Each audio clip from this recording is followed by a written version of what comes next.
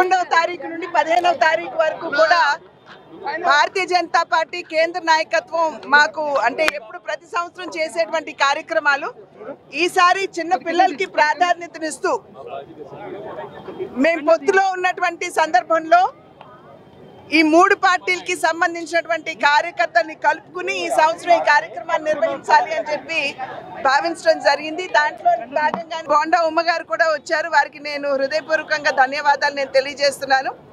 అయితే ఈసారి ఈ జాతీయ భావాన్ని ఎట్లాగో మన తరం వారు మనం నిర్వహించుకుంటున్నాము.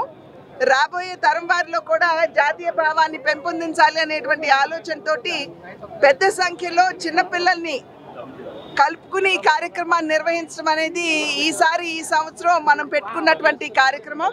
దానిలో భాగంగానే మరి స్కూల్ పిల్లల్ని కూడా కలుపుకుని ఇవాళ ఈ కార్యక్రమాన్ని మేమందరం కూడా నిర్వహించుకోవడం జరుగుతుంది.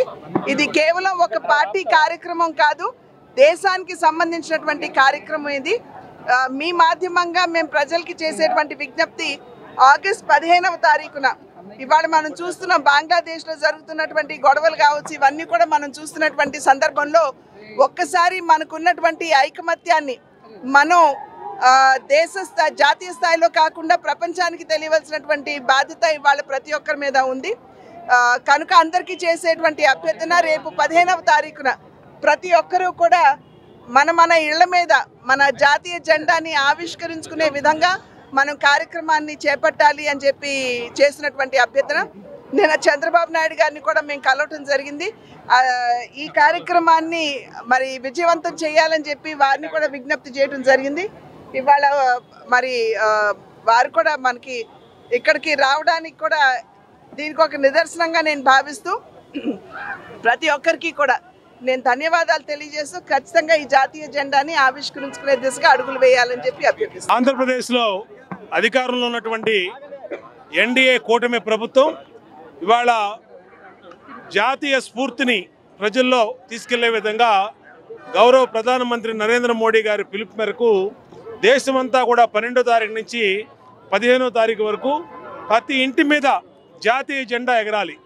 ఇవాళ ప్రత్యేకంగా మన రాష్ట్రం చేసుకున్న అదృష్టం ఏంటంటే మన రాష్ట్రం మన జిల్లా ఆ జాతీయ జెండా రూపకర్త పెంగళ వెంకయ్య గారు మన జిల్లాకు చెందినటువంటి వ్యక్తి.